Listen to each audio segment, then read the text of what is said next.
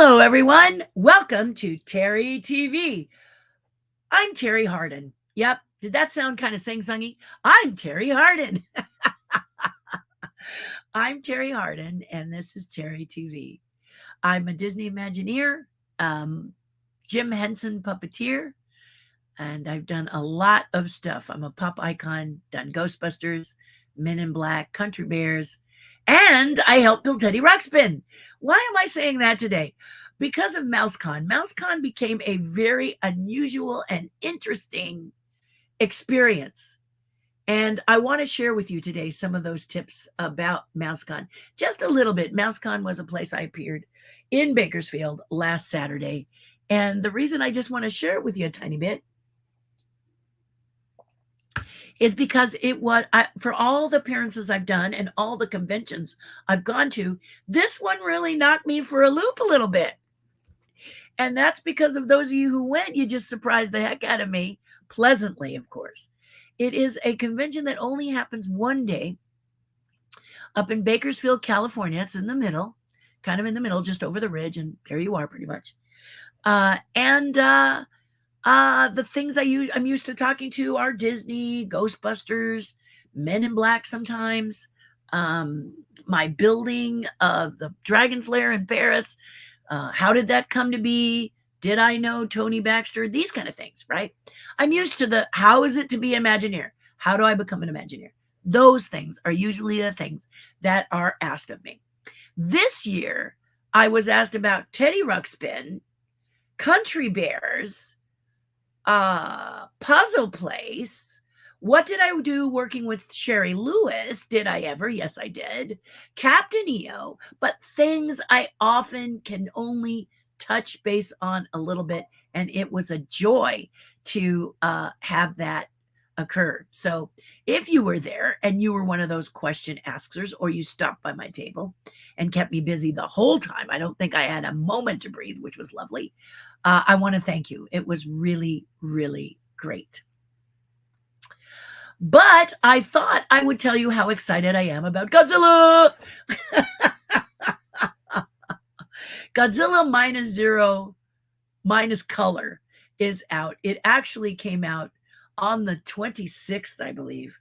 And I am just tickled pink to see this. I haven't seen it yet, but I loved it in its color format and was so excited to see it in black and white. Now, as my husband has pointed out and wants you all to know, it wasn't a matter of getting rid of all saturation, which means to take all, put it in a system.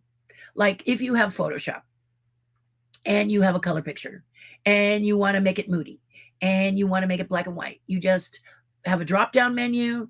It'll say saturation. You hit saturation, black and white, and it takes all the color out of it, and you have a black and white. You follow me?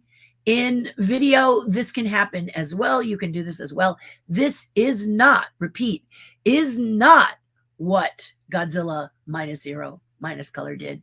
They actually went back and worked the film in black and white. So I am sure that the depth and volume and crispness of it is going to be very exciting for those of us who love black and white. So I'm hoping I get to go see it tomorrow, but I have homework today. So again, I won't be too long, I don't think, but I have homework today. I have to get my sales tax done. The 31st is the cutoff date. And if I don't do it, I'll be in trouble. So those of you who are someone who sell a product, which I do, I sell little sculptures and I sell photos and I sell all kinds of stuff. Yeah, all kinds of stuff. Pins I've designed and everything. And you can just go to terrihardin.com, click on online store and see what I'm selling. But yeah, so because I do that, there's sales tax involved and you got to make sure that the government gets their due.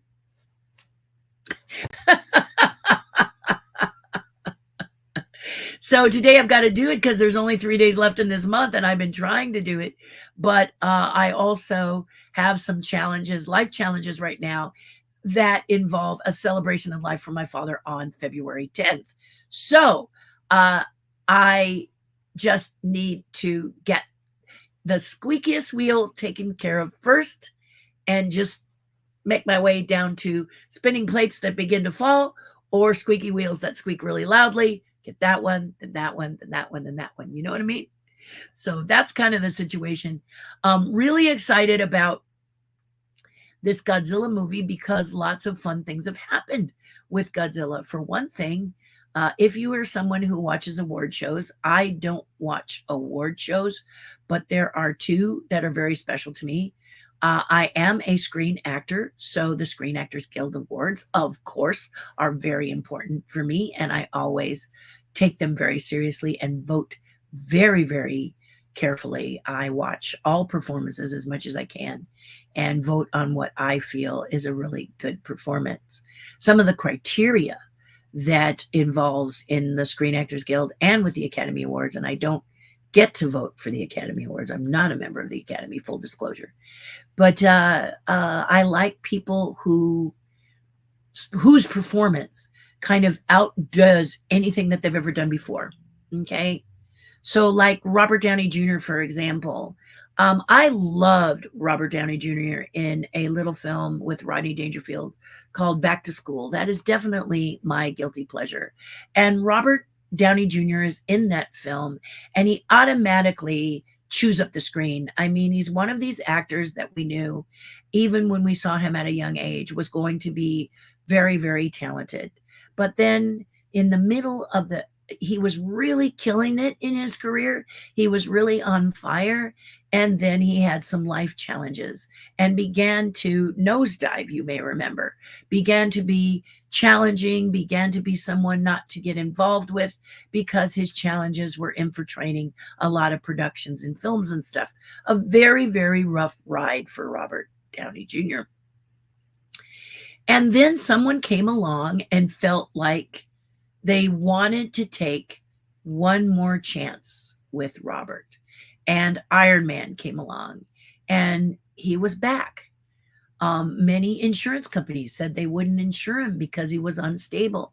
But who knows?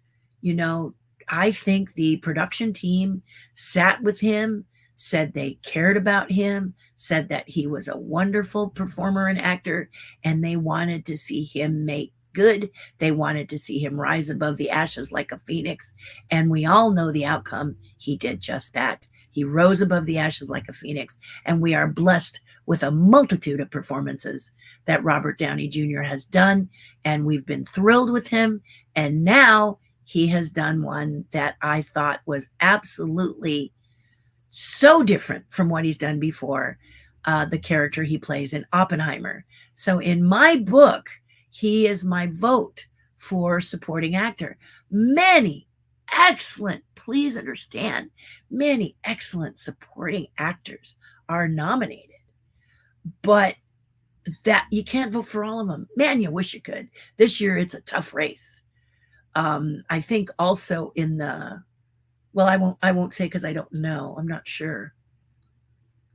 But there are several others that are really good in there too. And you just, it's not easy. But then I look at the body of work before and I say to myself, hey, this is incredible. I've not seen this portrayal of this character. In fact, somebody told me that they didn't even recognize it was him until halfway through Oppenheimer. Isn't that cool? That's very cool. He looks familiar. He looks familiar. Oh my gosh.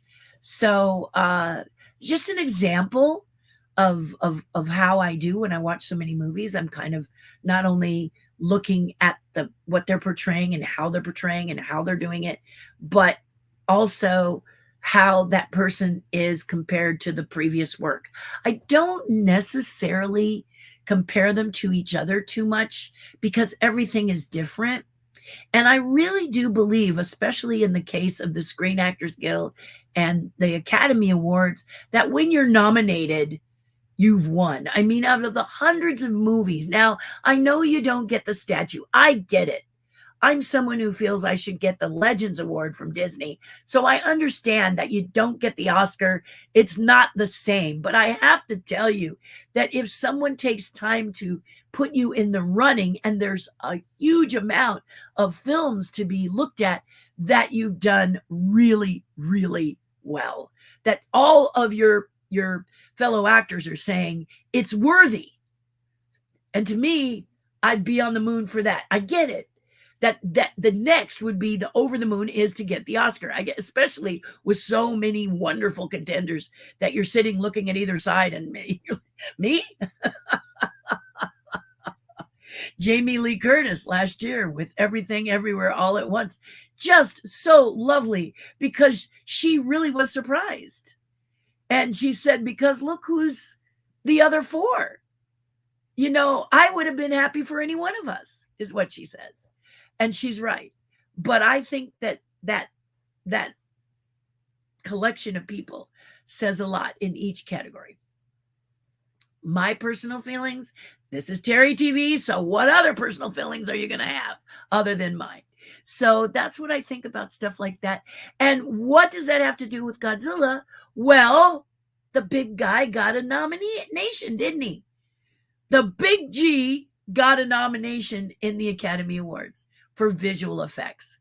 And if you can watch that video of them watching the Academy Awards to see if they'll get anything, when they see that Godzilla gets visual effects nod, they're over the moon. They are absolutely dyed-in-the-wool adorable, and we're cheering right there with them. We are actually feel like we're right next to them, getting very excited. So Godzilla has made the cut.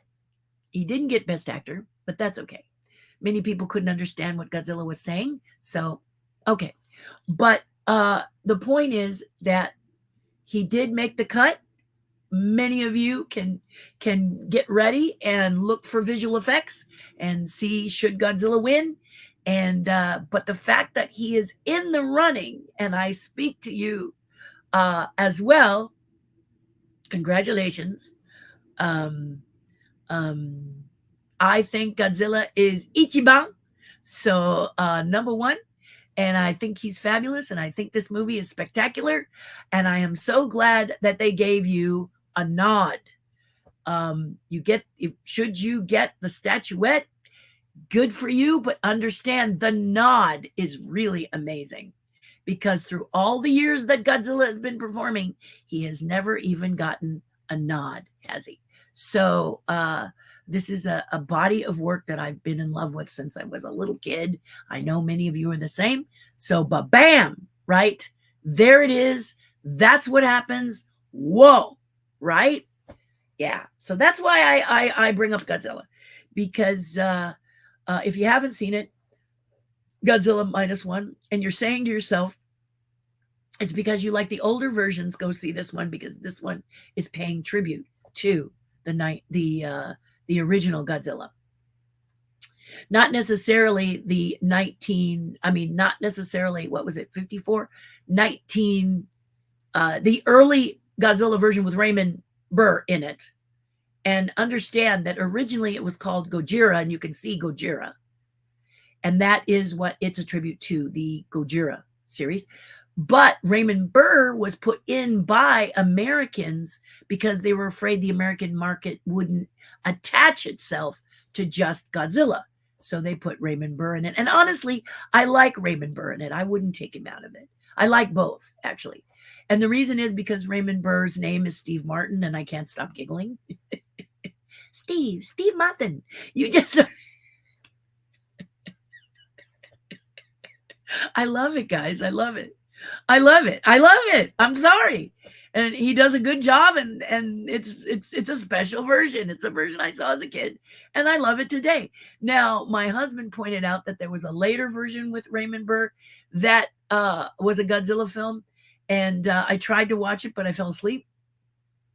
That's because my husband says Raymond Burr is given nothing to do. He sort of appears, turns a little bit, and then disappears, and then later turns a little bit, and so he's not given a lot to do. But this movie, Godzilla -1, is an homage to the Godzilla, the early Godzilla that Toho produced. So go see it. Color, black and white, or both, which we will. We went and saw it in color. Now we want to see -1 minus color again. We're just eager to see it because black and white films are very, very special to my husband and myself. And so I hope you too enjoy them. Okay?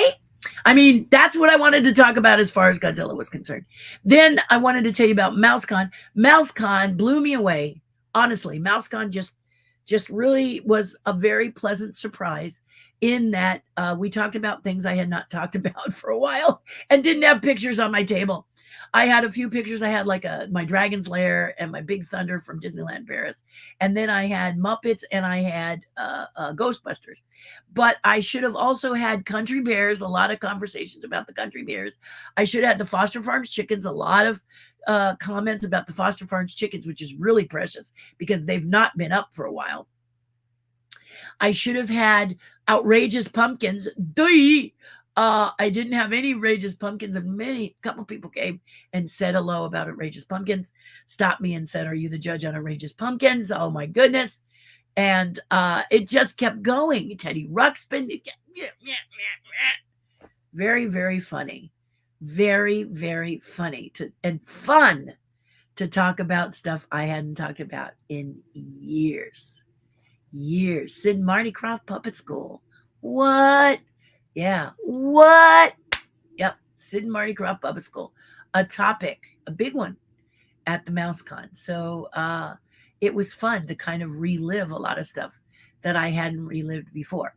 So it was most exciting. Very, very exciting. So it looks like to me that it's a busy day today. Well, it is for me. It's Monday, right? And Bob Burdine just popped in, and he's just there to let me know he's here. So that's nice. And not a lot of commenting today, but that's okay because it's Monday. Maybe you guys are busy. Maybe it's an overflow day. I'm not going to make excuses. I'm going to say you guys are wonderful. And like I said, I'm going to keep it short. So I am going to sign off. Hugs, kisses, loves. I will actually, because this is a short one today, get to have my sales tax done, which is lovely. But guys, Godzilla minus 0, either way you want to do it, -0, minus color is important. Okay? I mean, I think it's a chance for you to see true black and white, right? True black and white. And if you make an appearance at a convention and they surprise you, you just land on your feet, don't you, like a cat? And talk about that, what you talk about. But I did the whole presentation an hour without visual aids, no PowerPoint, no projection, nothing, because there was not supposed to be a projector there. So when I saw a projector there, I didn't panic. I just went up and told stories for an hour, and many people came over and told me it was the best presentation of the day. Isn't that sweet? So sweet. So I highly recommend MouseCon. There's another one coming soon. And so keep your eyes peeled, and I will, of course, promote it whether I'm there or not. I will let you know when it's going to be. So there you go. Tim Gillette. Hi, Tim, sitting here listening with grandson. Hi, grandson. How you doing? We talked puppets today. We talked hand puppets. Yeah. And how a hand puppet can make your life so much fun if you have to be shy or something, and you have a hand puppet. It gives you someone to talk to, and you're not afraid because he's sympathetic, aren't you? Yeah, I'm sympathetic too. Oh, thank you. So there you go. Sometimes you don't even need a glove, do you? I know, right? Yeah, and they're very affectionate. Yes, they're very affectionate. So there you go. There you go. I know y'all are watching and listening, but it's Monday. And Tim, while I have you on, we still are going to have that meeting. And also, I'm looking to clear Wednesday. Wednesday is the final day for me to get my sales tax in. But thanks to just a couple of you here coming in and saying hello, I'm going to sign off and get them done today. Please, Lord. Would be so, you guys get to know all of the stuff from me. I mean, I'm always going to be full disclosure because Mondays are those days that are so weird and so bizarre. Thank you for watching too, Diane. So weird and so bizarre. They have a mind of their own. I never know what's going to happen on that day. And today, mine is just so full of stuff to do because all of this stuff happened on, well, I don't think it happened on Friday,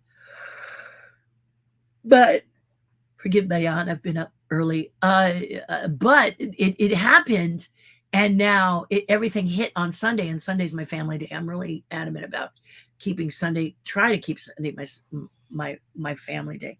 There were a couple of things I had to kind of take care of, but for the most part, I just pretty much told people, let's talk tomorrow. Let's talk tomorrow. Monday is the day that I untangle all of the stuff like Christmas lights almost. But I want to tell you that you're all wonderful, lovely people. And I want to thank you for this opportunity to talk to you every single Monday and Friday when I can. And it's a beautiful day outside, so it's a perfect day for me to get my adult stuff done. And I love it. I love it. See, Diane's watching.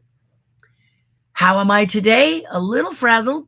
And, you know, like I said, you know, you go on a little vacation and you come and there's a wall of stuff that falls on you that you have to do. That's today.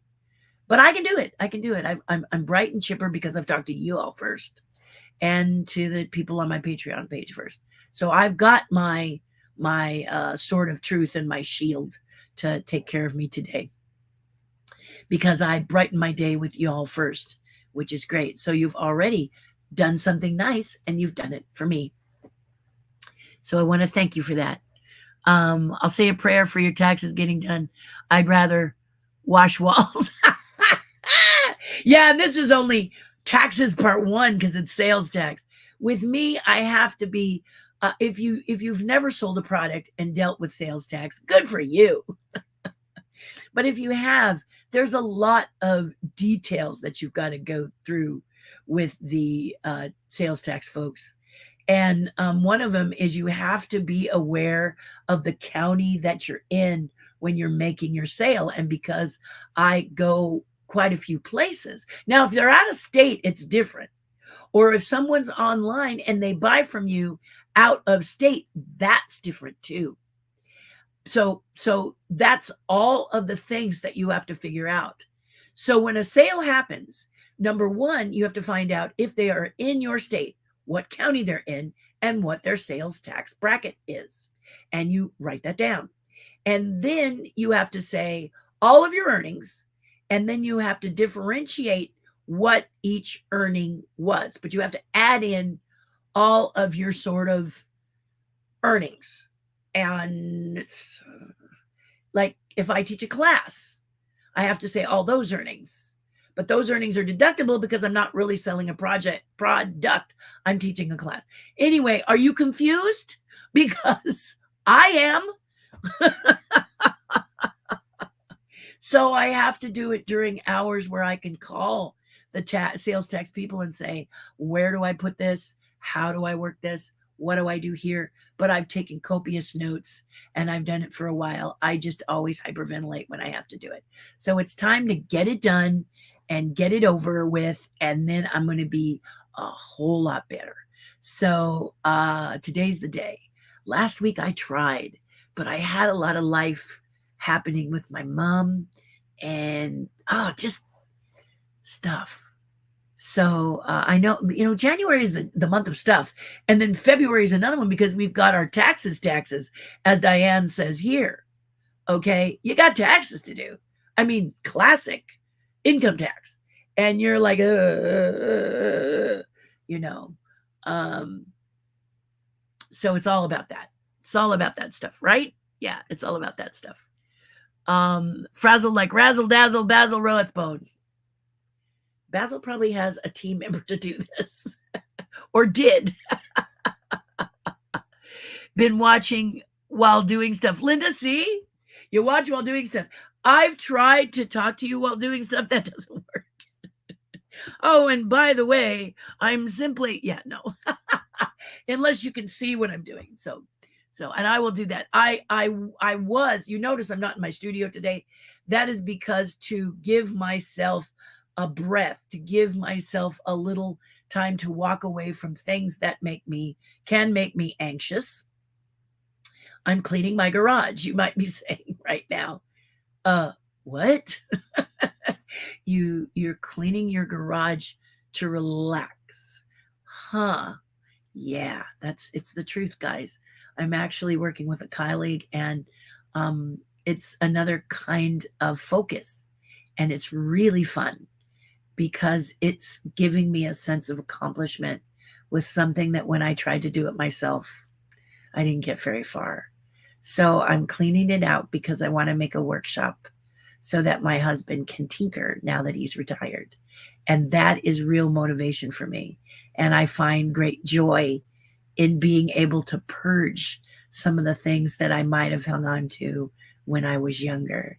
So more on that. I'll be showing you a few things when I'll show you the steps, if you like. Some people have asked, can we see the process of cleaning the garage? And it's a mess, but I was on an early Zoom call with Iceland today, and we were all talking about how showing the mistakes and messes are part of the fun too. And seeing how you got out of that mess is part of the fun too. So I will probably do that. Definitely going to do that on my Patreon page. But I might give you guys a couple of peeks as well. Okay? So that's what's happening now. And I'm envious of you, Linda, as you do your stuff while listening. See you on Friday. See you on Friday, Mike. Are we talking about taxes? How exciting? Not. Yeah, exactly. Not. But I had such a good time on Saturday at MouseCon. I did quite well. People loved my stuff once they realized that the sculptures were mine and not store-bought pieces. They saw that they were different, but the people of MouseCon have only seen me in person once. And the last time they saw me, I was book-centric. We were selling, we were really focusing on the books that I illustrated because I was with the author. So, yeah, so it was a different, it's kind of you theme to where you are. I was talking with, I think it was Stephen, the coordinator of MouseCon, about comic books and how animation and comic books, if you've got something two-dimensional that kind of works with illustration, comic book art, storyboarding and stuff like that, animation, whatever, there's an upcoming convention that deals with animation that Rick Law told me I should be a part of. And I would have to make sure my stuff fits in there, but it'd be worth a try. At least I'd see Rick, I'd see Willie Ito, I'd see Bob Burdine. So it's all good, right? So, but MouseCon was a nice and pleasant, very sweet and pleasant surprise. Good people there. And I'm looking forward to going again. It was a lot of fun, and I hope next time I am in, if he invites me to Concord again, which I haven't been in a long time, or he invites me to Bakersfield again, which I think it was 2019 when I was in Bakersfield, and I came back this year. And then there's a few other conventions that he's talking about. I like those ones that just have a different spin. And the first time I go, I may not be 100%. The needle may not always be down on the vinyl or the record, depending on who you are. The contact, the rubber may not hit the road exactly the way I want it, but I look at it as a learning experience, an opportunity to meet people, and then go from there, right? So guys, I love you. Hugs and kisses. Off to do sales tax. Thinking of you. Love you guys. Have a lovely week. It's gorgeous here in California. I hope it's gorgeous in your area, and we'll talk again very, very soon. Do something nice for someone else. It'll make you feel a whole lot better. Hello and